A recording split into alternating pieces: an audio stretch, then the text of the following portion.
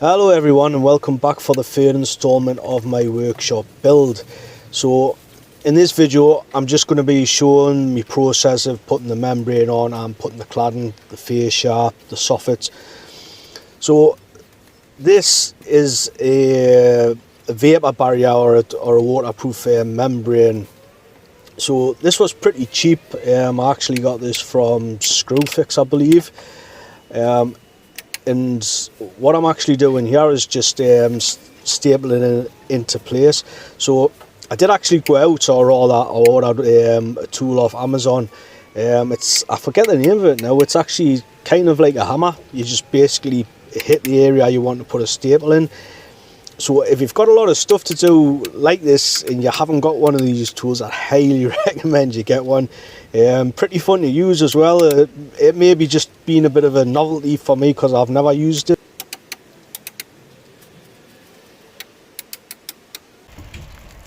So as you can see and hear, the weather has persisted. It hasn't been on my side pretty much all the way. It's been fighting us all the way in this build. So what you're seeing is tongue and groove paneling, or cladding rather. So I would have preferred to have used shiplap. I think shiplap would have been a bit better, but I just couldn't get my hands on any for a cheap enough price. So I got a really good price on this tongue and groove paneling, so I kind of went with that. So these come in 16-foot lengths. And I did start at the back of the workshop first, or the shed, whichever you want to call it. So the back went in really quick, full length, 16 foot, didn't have to do any cutting at all.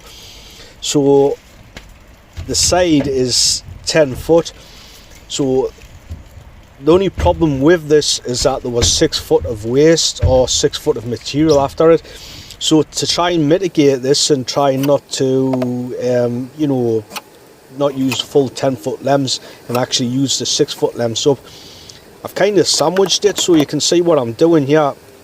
I'm using 2 of the lengths, they've been cut to size, and on top of it I'm putting the full length one on. So underneath and on top it's actually sandwiching it in and it's fixing it in together. So you can't really tell too much, and I suppose when it gets painted, because the cladding is getting painted, it shouldn't be too noticeable. But same again, it's just to try and keep the cost down, because at this point of me recording this and narrating this, I think I'm up to somewhere in the region of £1,300, so it is growing arms and legs, and there's still material to buy, insulation and so on. I ripped a 16-foot length down. This was a little bit awkward. Obviously I haven't got everything set up, and I'm kind of messing around on really muddy grass and whatnot.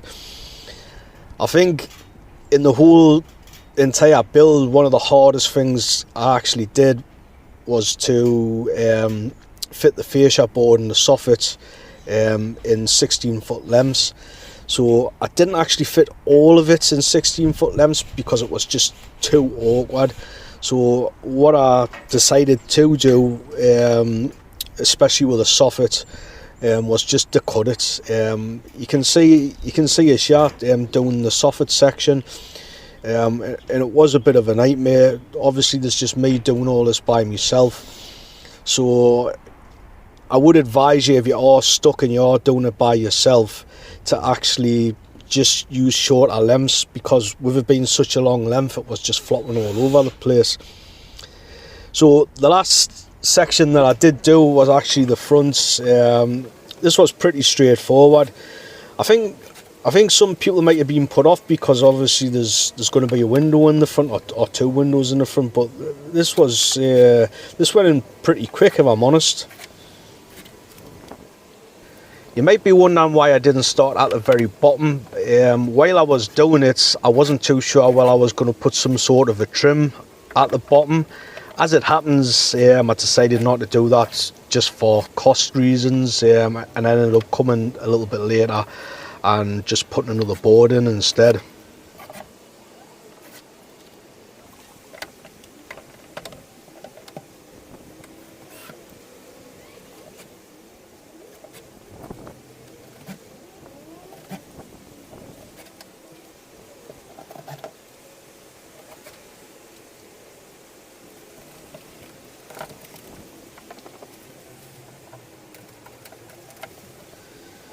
Yeah, you can see his marking out for the cutouts. There was about, I think it was maybe 2 inches I had to remove from the cladding.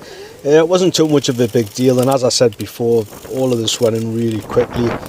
So once I'd got this side done, it was just basically a mirror image on the other side. Same again, it went in really quickly.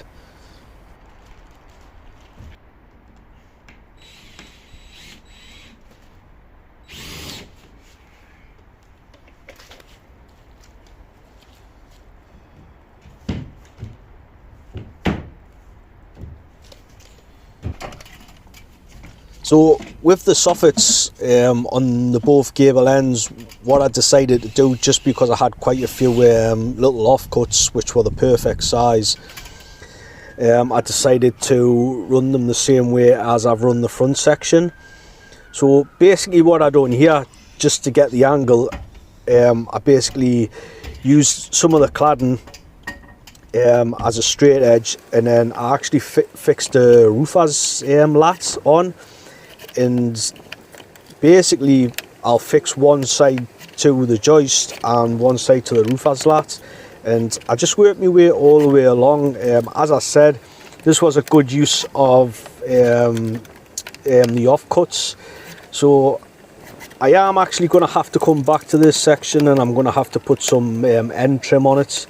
I'm not too happy with the way it is at the moment. Obviously you've got end grain revealed.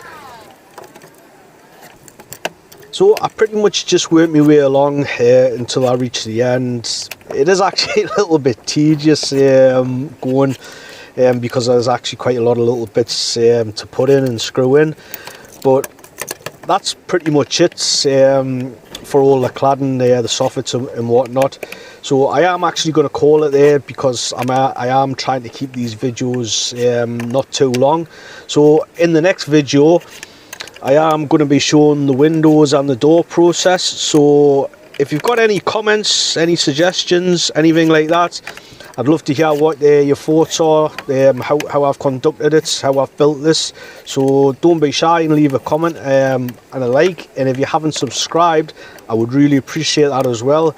And thanks very much. And until the next video, I shall see and speak to you guys later.